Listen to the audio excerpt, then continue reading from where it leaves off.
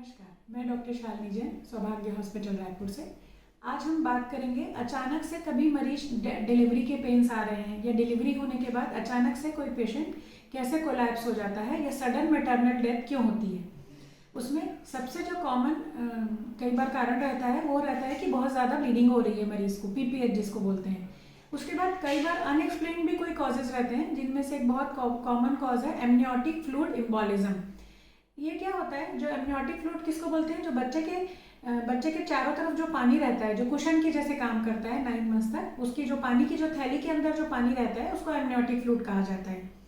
ये amniotic fluid जब बच्चेदानी में संकुचन आता है या जैसे ही डिलीवरी होती है तो इसके कुछ कण या कुछ ऐसे ड्रॉप्स ब्लड सर्कुलेशन में चले जाते हैं और एकदम sudden severe allergic anaphylactic reaction patient की बॉडी में करते हैं, जिसकी वजह से मरीज के फेफड़ों में भी अचानक से पानी भरने लगता है, मरीज की सांस फूलने लगती है, मरीज का हार्ट फेल होने लगता है।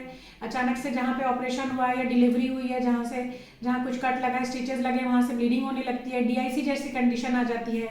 कभी मरीज को झटके आने लगते हैं, अचानक से शिवरिंग होने लगती है, अनकॉन्शियस होने लगता है मरीज, और तुरंत ही 5 से 10 मिनट के अंदर ही मरीज कोलैप्स हो जाता है और मरीज की डेथ हो जाती है। तो मरीज के घर वालों को, अटेंडेंट्स को कई बार समझ में नहीं आता या डॉक्टर के लिए भी एक्सप्लेन नहीं रहता है इतना, लेकिन डॉक्टर तो समझ जाते हैं कि ये कोई एम्बोलिज्म है। कई बार फैट सेल्स का एम्बोलिज्म होता है, कई बार एमनियोटिक फ्लूइड का एम्बोलिज्म होता है, कई बार एयर एम्बोलिज्म होता है हवा से। तो इसमें ये एमनियोटिक फ्लूइड एम्बोलिज्म पेशेंट की एक्सप्लेनेशन पेशेंट को कई बार डॉक्टर्स नहीं समझा पाते हैं कि ये क्यों होता है, लेकिन ये एक ऐसी इंटाइटी है जो होती है।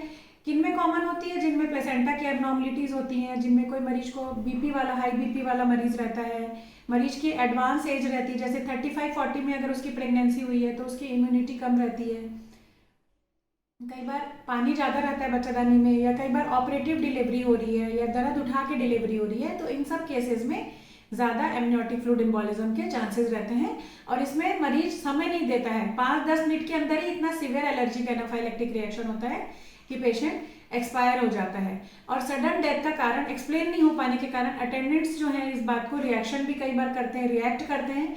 लेकिन ये एक ऐसी इंटाइटी है जो मैं दर्शकों के समक्ष लाना चाहती हूँ कि ये एक एग्जिस्ट करती है, ये इंटाइटी एमनियोटिक फ्लूइड एम्बोलिज्म। और ये पूरा साइंटिफिक तरीके से भी इसकी कई चीज़ें एक्सप्लेन नहीं है कि किन पेशेंट्स में ज़्यादा होता है। यह 12 मरीजों में इसका जो इंसिडेंस है, 10 से 12 मरीज, 1 लाख मरीजों में 10 से 12 लोगों को ही, मतलब 1 लाख डिलीवर हुए तो उसमें 10 से 12 ही है जिनको ये होगा। रेयर है ये, लेकिन ये एग्जिस्ट करता है। और ये अटेंडेंट्स को और रिलेटिव्स को भी समझना पड़ेगा कि ये डिलीवरी जो रिस्की कहा जाता है, क्यों कहा जाता है कि मरीज को दूसरा जन्म मिलता है, क्यों कहा जाता है, क्योंकि ये अनएक्सप्लेन चीज़ें कई बार होती हैं जो कि डॉक्टर्स इसमें कुछ हम कर ही नहीं पाएंगे। वो एमनियोटिक फ्लूइड अगर सर्कुलेशन में जाएगा, किस में जाएगा, कितना जाएगा और किस में ये रिएक्शन होगा, ये एक्सप्लेन करना या बताना और प्रिडिक्ट करना बहुत मुश्किल है।